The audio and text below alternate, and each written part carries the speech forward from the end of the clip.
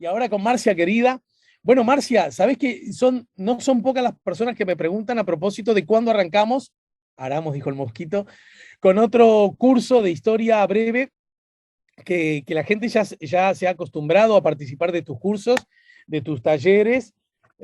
Bueno, ¿cuál sería el próximo y de qué fecha estaríamos hablando? Buen día y bienvenida. Buen día, Ale, ¿cómo estás? Bueno, ya te digo, pienso hacerlo segunda y tercera semana de septiembre, Ahora nomás. Ahora nomás. ahora nomás, y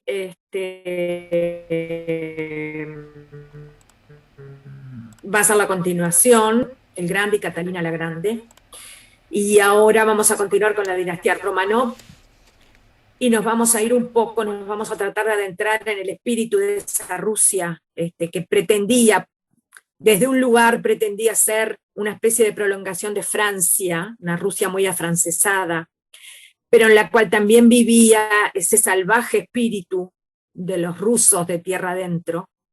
Y entonces vamos a hacer esos contrastes que son importantísimos, porque fíjate que, por ejemplo, bueno, por supuesto vamos a pasar por la parte de la invasión napoleónica, ¿no? Eh, Contrastes que, como te digo, tienen que ver con ese oso ruso que nunca duerme, que aunque parezca dormido, te tira el zarpazo y te liquida, ¿no? Y es más, y aunque parezca débil. Entonces, uno de los puntales de este nuevo curso va a ser ese, ¿verdad? La invasión napoleónica.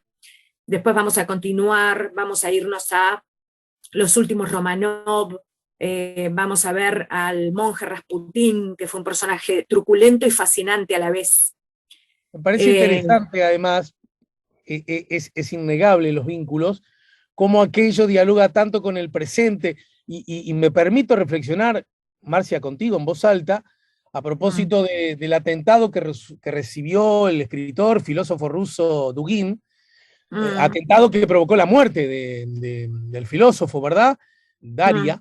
Y bueno, y cómo las posturas de este filósofo que de alguna manera dialogan bien con ese espíritu de la Rusia imperial. Me parece interesante, ¿no? También hurgar en esas miradas, bueno, más allá del atentado, que por supuesto, supongo que para todos por igual merece la más unánime condena, ¿no es cierto? Pero en todo caso, lo que encierra este pensamiento, su cercanía con Putin, bueno, en fin, son asuntos del pasado que tienen vigencia en el presente, son asuntos del presente que solo se entienden si establecemos redes y conexiones con el pasado, ¿no? Exactamente, exactamente. Y además te agrego, Ale, que nosotros el desafío nuestro en este tercer curso es justamente adentrarnos en el espíritu ruso. También te cuento como adelanto que este curso va a tener muchos ingredientes de una gran novela de Tolstoy que es Guerra y Paz. Claro. ¿Por qué? Porque Tolstoy, más allá de su maravilloso componente literario, se apoyó en la historia, en la propia historia, para escribir Guerra y Paz. Y otro puntal de este nuevo curso va a ser el libro de Orlando Figes, El baile de Natalia, que justamente remite a Tolstoy. Porque ese libro, que es sobre la cultura rusa, no es sobre política, es sobre la cultura rusa, comienza con esa escena de Natalia Rostov, la condesa Natalia Rostov, que baila en una hacienda rural al son de la balalaika, una joven educada a la francesa, que nunca había bailado una danza rusa y que sin embargo lo hace como poseída. Entonces dice Tolstoy, ahí está el espíritu de Rusia, condensado en la joven condesa Natalia Rostov. Bueno, fascinante, como verás. Fascinante. Bueno, así que vamos a tener que esperar un par de semanas más, 3 semanas a lo sumo para arrancar. Igual el público de La Mañana Camino, les digo para que todas y todos se queden tranquilos, va a estar informado como corresponde, ¿de acuerdo? Sí, ya pueden ir evaluando la posibilidad de contactarse, porque bueno, y después sí, el cuarto curso es la revolución, ¿verdad? Bien. Marcia, y teniendo en cuenta que hoy es 23, es inexorable que aludamos al 25 de agosto Y me parece inexorable que una vez más arriba de la mesa nos planteemos la siempre vigente pregunta: ¿de verdad podemos hablar de que la banda oriental, Uruguay, yo tiro de gusto arriba de la mesa todo, ¿no? ¿Proclamó su independencia el 25 de agosto o fue una simple intención de deseo que en todo caso lo que promovía era el unirnos, el formar parte de las provincias del Río de la Plata? ¿De qué estamos hablando cuando hablamos de declarar nuestra independencia?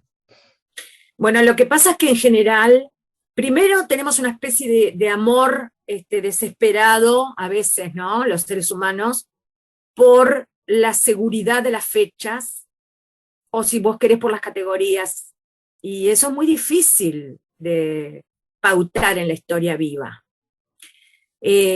No podemos comparar con el 18 de julio, por ejemplo, que fue la jura de nuestra Constitución y que se toma como fecha precisamente por eso de independencia formal, que es la única que podemos tomar, además, porque no podemos tomar esa convención preliminar de paz, porque hubo más de una, ¿no?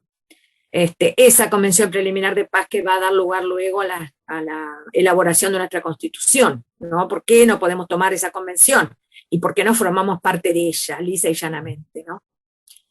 De esa convención que nos dio vida, por decir así, formaron parte solamente Brasil, Argentina y el Imperio Británico. Así que, bueno, si vamos a comparar, ¿verdad?, 25 de agosto de 1825 con 18 de julio de 1830, la verdad es que no es muy feliz la comparación, porque se nos pierden un montón de datos por el camino. Yo creo que cada una de esas instancias fue importante en sí misma. Cada una significó un momento distinto, con unos objetivos distintos. Y la del 25 de agosto fue muy importante, no la podemos desechar, no podemos decir cambio esta figurita por la figurita del 18 de julio. No, sino que las dos figuritas tienen que figurar, valga la redundancia, en el proceso de nuestra independencia y en el proceso de conformación de nuestra identidad. Por eso yo siempre digo, no es elegir una por la otra, sino tener a las dos en cuenta, pero cada una en su contexto histórico distinto. Entendido. Entonces, ¿es una independencia la del 25 de agosto? Y bueno, sí, porque vos tampoco podés esperar, ¿no?, que para declarar tu independencia toda la situación que te rodea sea perfecta, prístina, segura y absoluta, porque eso es casi un imposible. Eso prácticamente no se ha dado nunca, y te voy a dar el ejemplo que creo que alguna vez lo di, de Bolívar. Cuando Bolívar fracasa en 2 revoluciones, ¿no? Y se exilia en Jamaica. Y escribe esa carta de Jamaica, habiendo sido 2 veces derrotado, y dice, ya hemos sido libres. Lo dice en pasado, fíjate. Ya hemos sido libres, ya hemos roto las cadenas. No, vos dirás, bueno, pero esto es un sueño nada más. No, no es solo un sueño de Bolívar. Bolívar está enunciando ahí, con ese hemos sido libres, una situación, una voluntad, una actitud que no tiene marcha atrás. Entonces, lo mismo pasa con el 25 de agosto de 1825, que vos podrías decir, bueno, esa gente que se reúne en la Piedra Alta de Florida y que se declaran en asamblea, en una asamblea, digamos, constituyente, en una asamblea fundante. Y que decretan esas 3 leyes, la ley de independencia, la ley de unión y la ley de pabellón, y todavía tendríamos que sumarle la ley de vientres, de las cuales podemos hablar rápidamente. Están haciendo un acto inaugural, por más que están rodeados de, yo diría, de peligros por lo menos. Fíjate que estamos hablando de que este puñadito de revolucionarios, que no todos eran orientales, pero bueno, los 33 orientales, que tampoco eran 33, llevaron adelante una empresa de una magnitud que hoy puede ser difícil de imaginar.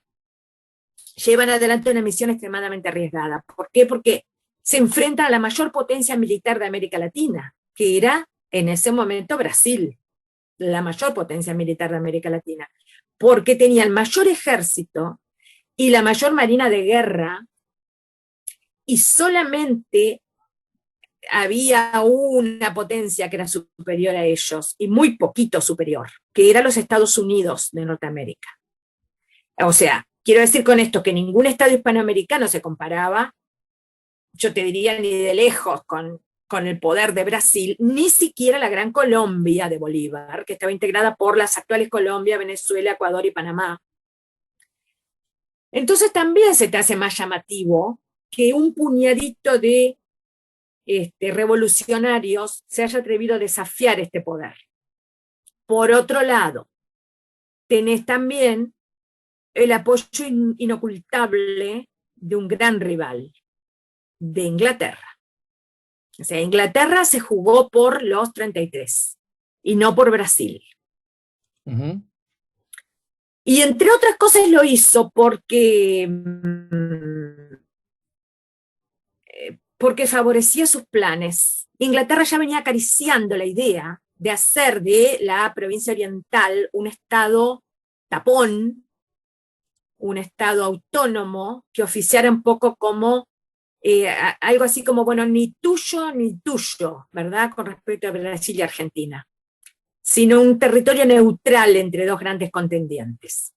Entonces, cuando vio que los orientales a su vez querían revolucionarse, bueno, consideró que era agua para su molino, ¿me explicó? Sí, claro, clarísimo.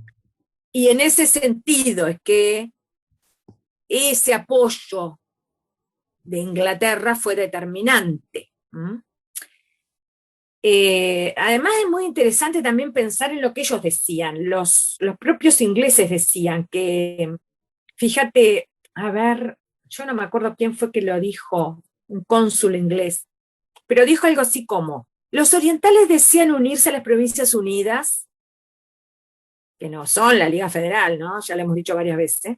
Las Provincias Unidas es el proyecto que parte de la hegemonía de Buenos Aires. Bueno, muy bien. Desean unirse a las Provincias Unidas porque buscan liberarse de los lusitanos. Eso lo dijeron un poquito antes, ¿no? De que se transformaran en brasileños. Pero, agregan, luego se levantarán también contra las Provincias Unidas. O sea, luego se levantarán también contra Buenos Aires. Quiere decir que la penetración política de los ingleses era maravillosamente lúcida.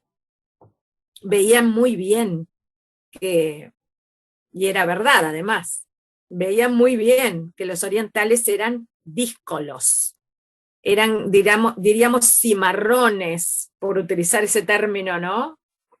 Tan peculiar. Y también esto te alerta, porque cuando los representantes de la Florida se reúnen el 25 de agosto de 1825 y proclaman la ley de independencia, pero luego la ley de unión, bueno, para los ingleses no les creían, no les creían. Están proclamando la ley de, a ver si te la puedo leer, A ver. la ley de unión, están proclamando la ley de unión. Pero es como decir, no les creemos, porque dentro de poquito también se van a levantar contra las Provincias Unidas. Y un poco de eso había, mirá qué interesante, un poco de eso había porque acá está la semilla de la identidad oriental, en este anhelo final, te diría yo, de soberanía, por encima de cualquier otra condicionante. Soberanía al fin, como también lo quiso Artigas a pesar de la Liga Federal, porque Artigas siempre decía, bueno, muy bien, sí, necesitamos crear una gran entidad, la Liga Federal de los Pueblos Libres, algo similar a una América del Sur, de Estados Unidos del Sur, pero sin renunciar a la particular independencia de cada una de sus partes, de cada una de sus provincias. Y en esa irreductible vocación independentista está la sospecha de Inglaterra. Estos van a volver a las andadas, estos se van a volver a levantar después contra las Provincias Unidas. Pero bueno, vamos a dejarlos, porque en definitiva, si logran algo, están abonando nuestro camino, nuestro objetivo. Eso por un lado. Por otro lado, el apoyo saladerista, el apoyo de grandes industriales, comerciantes y saladeristas de Buenos Aires también resultó esencial. Todos querían liberarse en definitiva de Brasil, por distintos motivos, ¿verdad?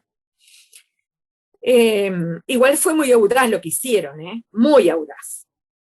Pero yo quería quedarme hoy con lo que dicen algunos de los testigos del momento, porque sabéis que tenemos el relato. Y bueno, mirá, Atanasio Sierra, que fue uno de los cruzados, dijo en aquel momento, a nuestra espalda el monte, al frente el caudaloso Uruguay, sobre cuyas aguas batían los remos de las 3 lanchas que se alejaban. Eso lo dice cuando desembarcan en la agraciada o graciada. Luego inferimos que fueron en 3 lanchones, ¿no? Que tampoco, ojo, ya te adelanto que no es que salieron de Buenos Aires en 3 lanchones y desembarcaron en la Graciada, no fue así. Pero bueno, vamos a ver qué dice Atanasio Sierra. Dice, y esto que te voy a leer, que alguna vez también lo he dicho en este espacio, está bueno que la gente cuando yo lo lea piense en el cuadro de Blanes, porque Blanes fue muy fiel a este relato. En la playa yacían recados, frenos, armas de diferentes formas y tamaños. Aquí 2 o 3 tercerolas, que eran esas pistolas de la época.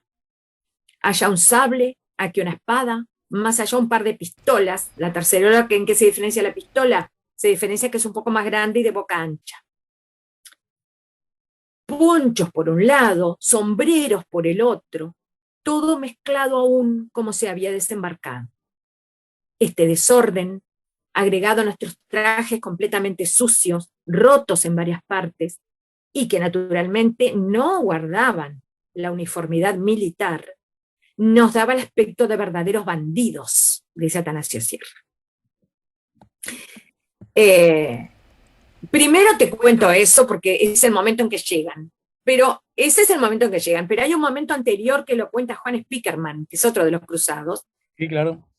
Y dice que salieron el día 1 de abril, o sea que vos imaginate que estuvieron 19 días en la vuelta. Se embarcaron a las 12 de la noche del 1 de abril, en la costa de San Isidro, en un lanchón, en uno. Los 9 primeros individuos de la expedición desembarcamos y acampamos en una isla formada por un ramal del Paraná, que es la isla del Brazo Largo. O sea que, fíjate, salen 9 hombres en un lanchón y se quedan en una isla en la que pobres tuvieron que quedarse hasta el 18 de abril en esa isla. Y Juan Spickerman recordará que se morían de hambre y que tuvieron que salir, en un gesto también muy audaz, a buscar carne a una estancia cercana. Que les tiraran con algo, con alguna res recién carneada. Cosa que consiguieron, ¿verdad? Pero era una tarea esta muy arriesgada, porque el río Uruguay estaba siendo patrullado todo el tiempo por partidas brasileñas. Por eso la consigna era no hablar y remar fuerte para llegar lo antes posible. Sin embargo, el propio Juan Spickerman cuenta que en un momento dado quedaron entre 2 patrullas brasileñas y que fue un momento terrible porque no pudieron ni hablar ni remar. Y lograron salir. Y otra cosa que quiero agregar, porque viste que Atanasio Sierra dice que llegan en 3 lanchones, ¿dónde están los otros 2? Dice Spickerman. Bueno, el 18 de abril nos embarcamos en 2 lanchones y navegamos durante la noche hasta ponernos a la vista de la costa oriental. Y ahí es donde, bueno, desde ya te digo que por más que tenemos estos testimonios, la versión completa de cómo se verificaron todas las partes de esta cruzada hasta llegar a la Graciada no la tenemos, Por lo tanto, tenemos que ir reconstruyendo un poco el puzzle. Pero también aquí pasa que dice Spiekerman que llegan a las 11 de la noche del 19 de abril, no de mañana. Fíjate que en el cuadro de Blanes tú tenés un amanecer, ¿no? En cambio, en el cuadro de Josefa Palacio, que es el primero, tú tenés un anochecer. Ahora, lógicamente, Blanes no nos iba a estar pintando el desembarco de noche, porque hubiera sido un fracaso desde el punto de vista estético. De ninguna manera podés comparar con esa esplendorosa mañana del 19 de abril. Pero aparentemente no se dio de esa forma, sino que llegaron a las 11 de la noche, y la zona se llama el Arenal Grande, y ahí parece que tuvieron que esperar muchísimo tiempo, por lo menos un día entero, a que llegaran las caballadas prometidas. Porque sin caballos, vos sabés que en aquella época era estar muerto. Y una pregunta se me ocurre ahora a propósito de ya que hablabas de Blanes, de esta pintura que estás haciendo vos para con todos nosotros. ¿Qué edades tenían los cruzados?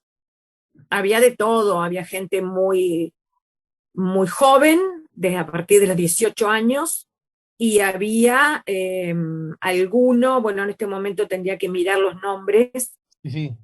pero que tenía más de 60 años, había de todo, y había un negro, yo lo digo así, con el mayor respeto, ¿no?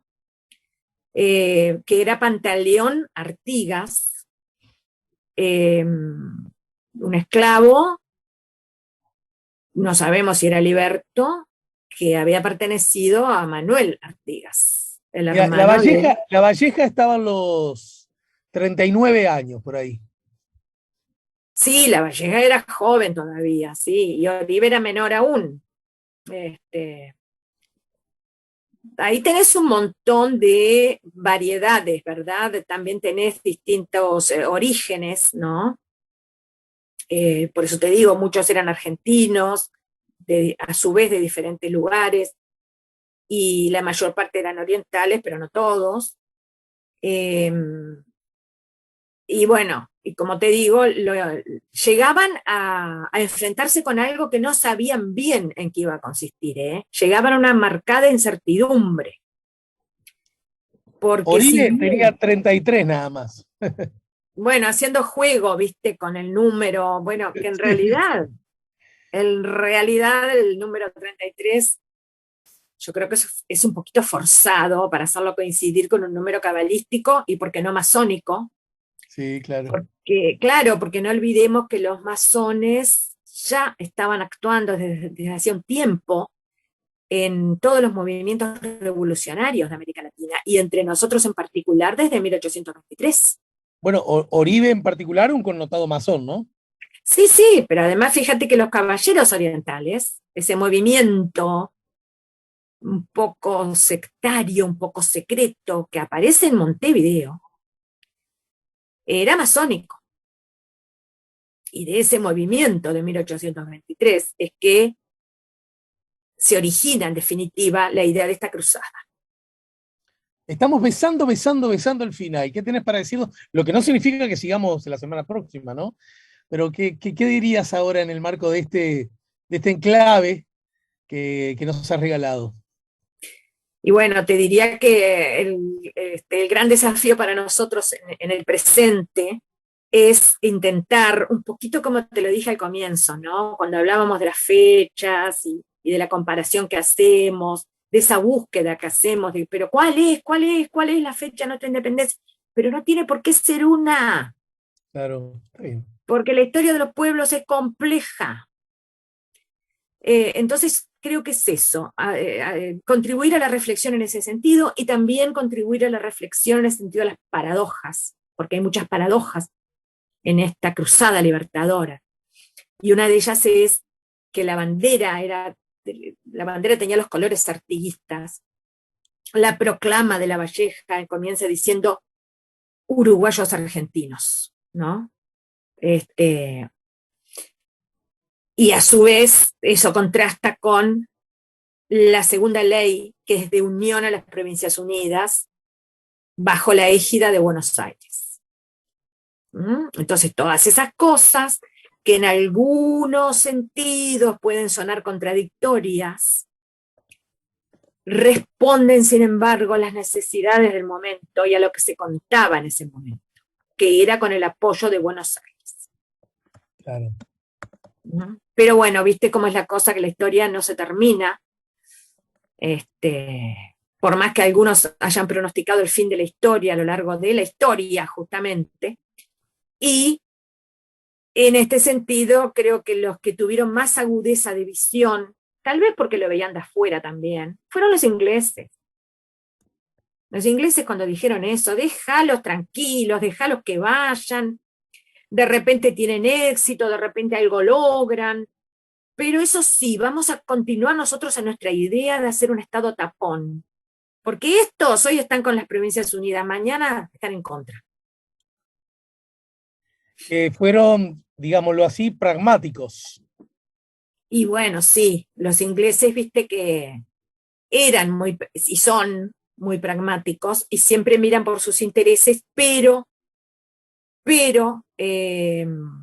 lo hacen, creo yo, ¿no? Con un nivel de visión geopolítica que suele ser acertada, más allá de que sus fines no sean los más éticos del mundo, son dos cosas diferentes. Bueno, te dejo un beso bien grande, mi querida Marcia Collazo, y te invito a que nos reencontremos la semana entrante, ¿sí? Bueno, un abrazo, saludos a todo O, el bien. o quizá nos veamos mañana bailando en medio de la milonga de la Noche de la Nostalgia. Vamos a ver, Ale, se verá. ¿Tenés planes? ¿Tenés planes? Y no, en principio no, porque a mí la Noche de la Nostalgia, cuando voy, me gusta que sea un lugar muy íntimo. No me gustan esos gentíos que al final terminás vos siendo una víctima, ¿no? Del asunto. Es bastante cierto, sí. Beso grande y cariñoso, Marcia. Que pases bien.